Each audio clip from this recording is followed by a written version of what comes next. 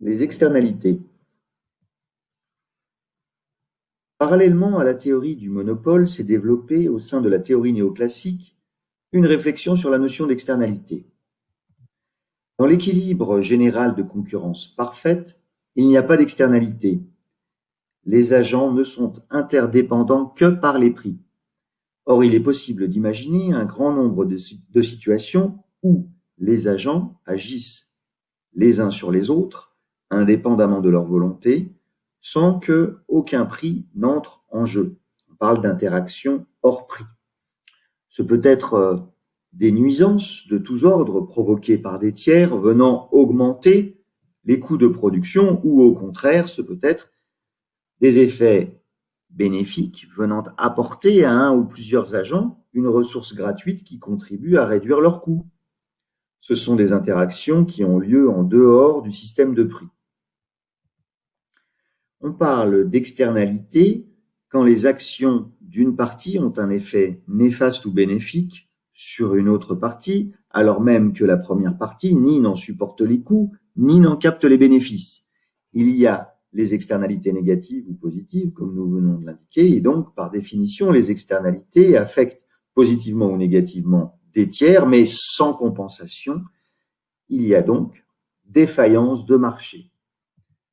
Exemple répandu d'externalité négative, la pollution. Certaines externalités sont localisées. Mon voisin écoute sa musique trop fort. D'autres se déploient à une échelle plus large, le réchauffement climatique. Bien souvent, les externalités sont un sous-produit de la production d'un autre produit. Par exemple, les centrales électriques à charbon rejettent également dans l'atmosphère du dioxyde de soufre qui provoque des pluies acides et de l'oxyde d'azote qui provoque l'effet de serre. Sans intervention de l'État, les producteurs d'électricité sous cette forme ne supportent aucun coût des effets de pollution liés à leurs activités. Les externalités négatives peuvent venir de la production, on l'a vu, mais aussi de la consommation. Nous avons mentionné l'exemple de quelqu'un qui écoute de la musique trop fort. On pourrait aussi parler de quelqu'un qui fume et que lorsque ça gêne son voisin. Que faire des externalités dans le cadre néoclassique? Face à cela, le théorème de cause, qui n'a de théorème que le nom, voilà pourquoi on met des guillemets, stipule que les agents privés n'ont pas besoin de l'État pour internaliser l'externalité. Il suffit, dit-il, de créer un marché qui permette de s'échanger les droits de propriété manquants. Le problème, bien sûr, c'est que si on se demande qui va créer ce marché manquant, eh bien, on s'aperçoit que ce peut être personne si ce n'est l'État. Et l'autre problème, c'est que la plupart du temps, quand on a essayé de faire ce genre de choses, et c'est arrivé, eh bien, ça ne marche pas très bien. Il faut beaucoup intervenir pour que ce type de marché existe, et quand ils existent, eh bien, ils marchent assez mal. Les néoclassiques procèdent, la plupart du temps, à l'analyse de l'efficacité comparée de différents dispositifs. Et cette analyse est menée en termes d'efficience, bien sûr. Et donc, ce vocabulaire, attention, peut renvoyer à divers critères selon les modèles considérés. Et donc, faites toujours bien attention à ce que les choses soient claires quand on vous parle de l'efficience ou de l'efficacité de ci ou de cela. De quoi parle-t-on exactement? Quel est le critère d'efficacité? Alors, qu'est-ce qui compare les néoclassiques? Ils comparent des dispositifs de contrôle en quantité et des dispositifs de contrôle en prix. Les dispositifs de contrôle en quantité renvoient à ce qu'ils appellent la réglementation sur les quantités, c'est-à-dire qu'il s'agit de faire la liste de ce qui est autorisé et de ce qui n'est pas autorisé, donc de ce qui est licite et illicite. Et donc, il s'agit d'interdire certaines pratiques jugées néfastes, jugées trop polluantes. Ou éventuellement, il s'agit d'imposer des quotas, ne pas produire plus que telle quantité. Bien. Face à ces réglementations sur les quantités, les néoclassiques analysent également des réglementations sur les prix. Donc on peut agir sur les prix, soit pour faire que les prix soient plus élevés, si on veut dissuader telle ou telle activité. Dans ce cas, le gouvernement va taxer davantage les activités jugées néfastes, ou au contraire, si on veut promouvoir d'autres activités, eh bien, il va s'agir de distribuer des subventions pour pouvoir baisser le prix relatif de ces activités jugées bénéfiques. Donc, ce sont ici les fameuses incitations dont parlent les néoclassiques en permanence. On n'interdit rien, mais on fait payer au niveau optimal. Bien sûr, la question c'est quelle est cette optimalité, comment est-elle obtenue? Bien sûr. Quel est le critère qui sert à la calculer?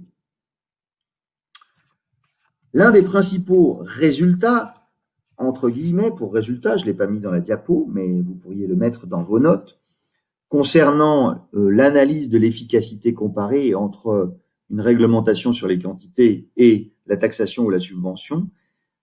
La plupart du temps, les néoclassiques considèrent que la réglementation est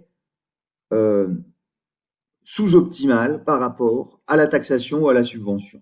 Donc, ils ont une préférence pour la taxation-subvention. Mais bien sûr, ce sont toujours des optima de second rang au regard de l'équilibre général de concurrence parfaite, puisque l'équilibre général de concurrence parfaite décrit un monde idéal du point de vue néoclassique.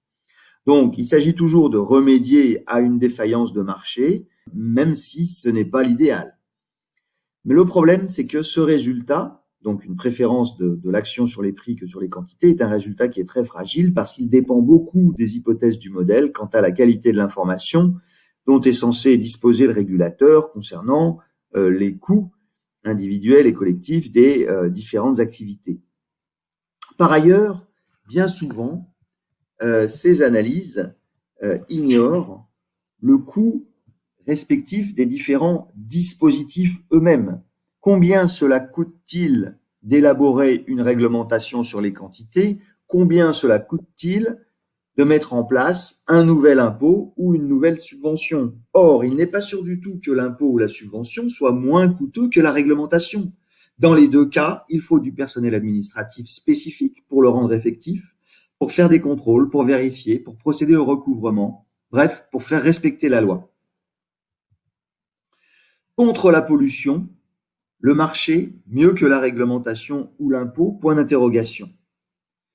Les néoclassiques vont plus loin, et notamment bien sûr dans le domaine de l'action publique visant à réduire la pollution, vous le savez sans doute déjà. Ils cherchent à montrer que si l'on assouplit le système de la réglementation sur les quantités, en autorisant les agents économiques à acheter et ou à revendre leurs quotas, dans ce cas-là on parle de marché de permis négociables, eh bien, ils cherchent à montrer qu'on obtient un résultat encore meilleur qu'avec l'impôt. Et c'est ici que l'on retrouve l'idée de cause d'internaliser l'externalité pour supprimer l'imperfection. En fait, en matière de pollution, ceci revient à créer, à partir de rien, un marché des droits de propriété, droit à polluer, qui permet théoriquement d'aboutir à un niveau de pollution jugé optimal. Pourtant, sur le plan théorique, le recours au marché est toujours justifié en dernier lieu par l'efficacité coût de l'allocation concurrentielle, mais en réalité, cette efficacité n'est pas démontrée mais postulée. Ça, c'est une remarque de ma collègue Nathalie Bertha, qui travaille beaucoup dans ce domaine. En pratique, ces marchés sont fabriqués à partir de rien ou presque, eh bien, ils ne fonctionnent pas bien. Non seulement ils sont créés de toutes pièces par l'État, mais en plus, une fois créés, le prix a du mal à se former, si bien que c'est l'État, encore lui, qui est appelé à la rescousse pour organiser les enchères et ainsi guider le marché, c'est-à-dire les agents privés. Et donc, on peut légitimement se demander si un retour à une taxe pigouvienne, une taxe pollueur-payeur, ne serait pas moins coûteux pour les deniers publics.